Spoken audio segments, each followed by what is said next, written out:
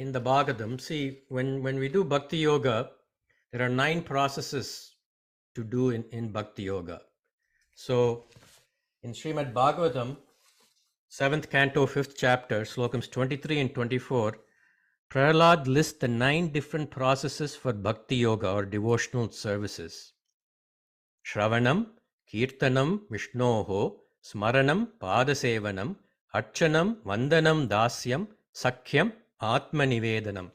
So you can see here the last one here is that same atma nivedanam, the surrender to Perumal. But I thought it would be interesting to go through these 9 processes and see how we can apply that in our life and how we can start to practice it. So the first is sravanam, which is hearing the holy name, form, qualities, and the pastimes of the Lord. Now, these things we have to hear from sources like Srimad Bhagavatam, Bhagavad Gita, or other scriptures, or from gurus and scholars who have studied them. So this is the first step. We have to hear about the Lord's name, form, qualities, and pastimes, leelas. Only if you gain this knowledge can the other steps be done with the right devotional sentiment. So in the olden days, this type of information was, handed down from guru or from the parents, or people read the scriptures themselves, attended religious discourses. In this age, many of this information is available to us online in a format that we can easily understand. There's so many people who have explained it. So for example, there's so many upanyasams of scholars like Velakuri Swamin or Dushyant Sridhar. They're all available on YouTube for us to listen, right? To do the shravanam. If you like this type of information with music, there are so many kada kalakshepams that are also available on YouTube by talented artists like Vishaka Hari and all that.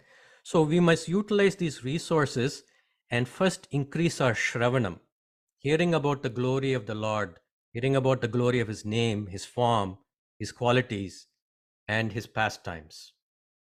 So let's make that our 2023 New Year resolution, that we will first increase our shravanam.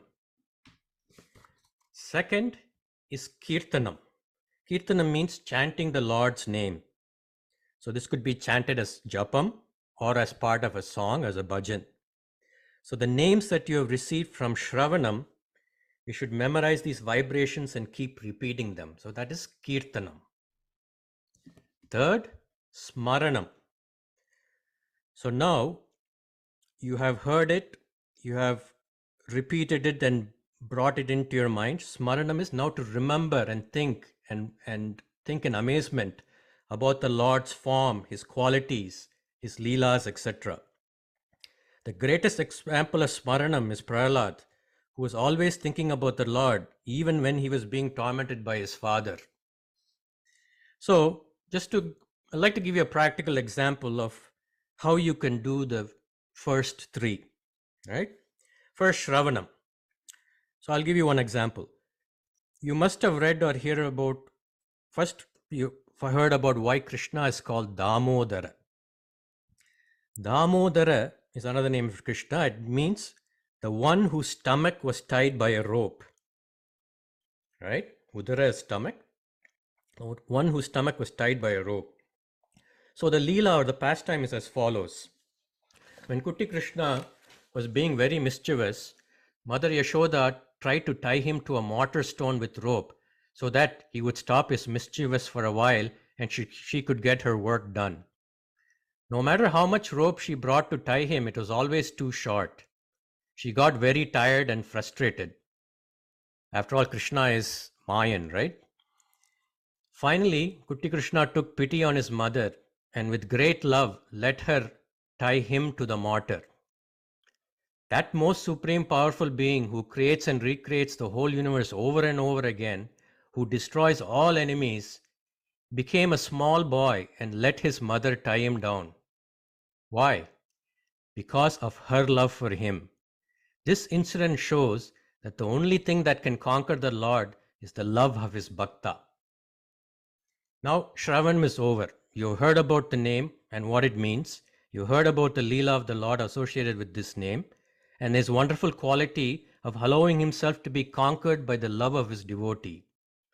Next step you do is kīrtanam of this name, Damodara. And as you're doing kīrtanam, you have to do smaranam. Remember this Leela, remember the divine truth behind this Leela of his, right? That he is so easily accessible and he allows himself to be conquered only by the love of his devotee and nothing else. So as you do kīrtanam, you have to do that smaranam. Now when all these three are combined, it very effectively increases your bhakti or love for the Lord. Kīrtanam without smaranam is not as effective in increasing your bhakti. And smaranam is easier or can only be done if you're done sravanam and listening to that Leela and that pastime and that before. So this is just one example I've given you with one name, Damodar. There are so many beautiful names of the Lord and each has a story behind it. Madhava, Keshava, Janardana. So this is something that we can have to start to practice. Shravanam, Kirtanam and Smaranam. Fourth is pāda sevanam. Serving the lotus feet of the Lord. Worshipping his feet. So during puja, we wash his lotus feet. And it is the same feet to which we surrender ourselves. Fifth, archanam. Worshipping him through puja. Now, puja does not need to be complicated. Everybody can do a simple puja. All the steps is, you invite the Lord and Tayar to be present in the Vigraham of the picture you're worshipping. Picture them, inviting them and making them sit on a nice archanam, a seat.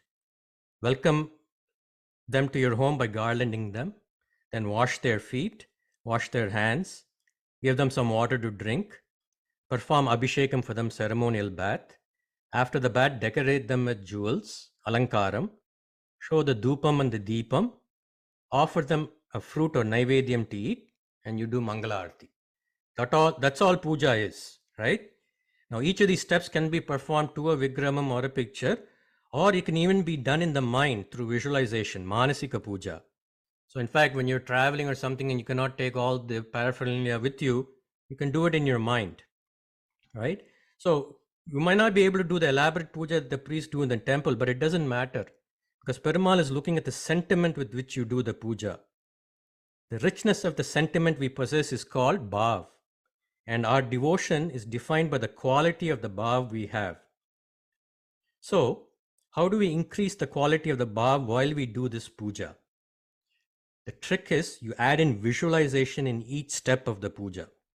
Swami Mukundananda calls it Roop Dhyan meditation. It is a lot easier meditation than meditation on formless or meditating on the light because you have step by step, you have a script, and at each step, there are visualizations that you can do to meditate. So for example, I'll just give you one example. When you invite them to come and be seated on the asanam that you have prepared, you think, oh Lord, you have been so merciful that you have come to the house of such a lowly person like me who has so many faults. Great is your saulabhyam, your easy accessibility. Thank you for gracing me with your presence. When you wash their feet, there's so many leelas that are associated with their feet. The same, you can think of, this is the feet that I'm washing that measured the three worlds in his Trivikram Avataram, Moovadi Alanda, right? That's that same feet which put 1 feet into the nether worlds, 1 feet up into the upper worlds, and the third feet on top of Bali Chakravarti's head. Those same feet ran after a golden deer in the Rama Avataram. That same feet was washed by the boatman Guha. That same feet is the one that is pointed to by the Archa Avataram sitting in the temple. Perumal with his right palm is pointing down to his feet and he's saying, surrender to these feet, I'll take care of you, don't worry, you don't need to do anything else. So visualize these things as you do it with the feet, and the leelas are so many that there are so many other things you can do when you visualize his feet. When you wash his hand, remember these were the same hands that released an infinite amount of sari to save Draupadi when her modesty was being molested, and Draupadi threw up her hands and said, hey Dwaraka, hey Krishna, save me, right? It was those hands that released the sari. The same hand that has the little finger that lifted the Govardhana hill and held it for 7 full days to save his devotees, the people of Vraj, from Indra's rainstorm. the same hand that took the bitten fruit from Shabari and ate it.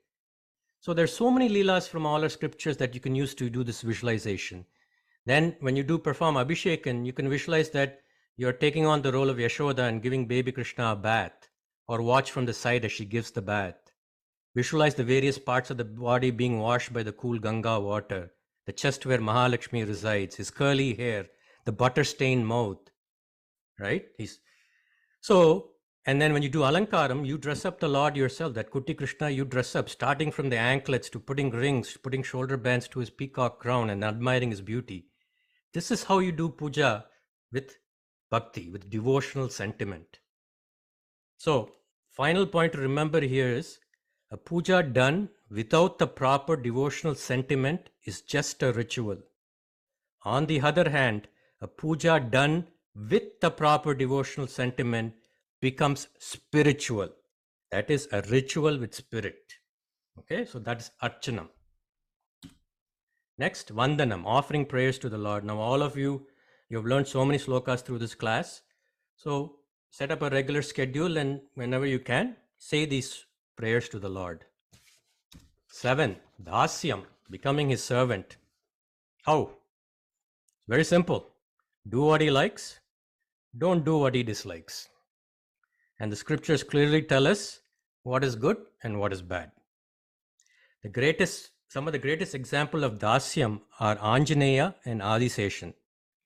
Hanuman was the greatest dasan or servant of Srirama. Hanuman Chalisa says, Rama kaja karibe ko atura, one who is always eager to carry out the work of Srirama. Adiseshan serves Perumal always. If Perumal is standing, he comes as an umbrella to cover him. If Perumal is sitting, he becomes the seat of Perumal. If Perumal is reclining, he becomes the bed. During Rama Avataram, Adiseshan came as Lakshmana and his only duty was to serve Sri Rama and Sita. 7, sakhyam. Consider him as your best friend. Talk to him like you would talk to your best friend. Tell him all about all your happiness, sorrow, worries, doubts, faults, etc. Ask him for help in improving yourself just like you would ask a friend for help. Consider him as the eternal friend who will be there when nobody else will be around, that is at the time of death. Family and friends might be around, but when the soul departs, only he is there. Best example of sakhyam is Arjuna, who had a close friendship with Sri Krishna. Though he was his cousin, he was also a very close friend.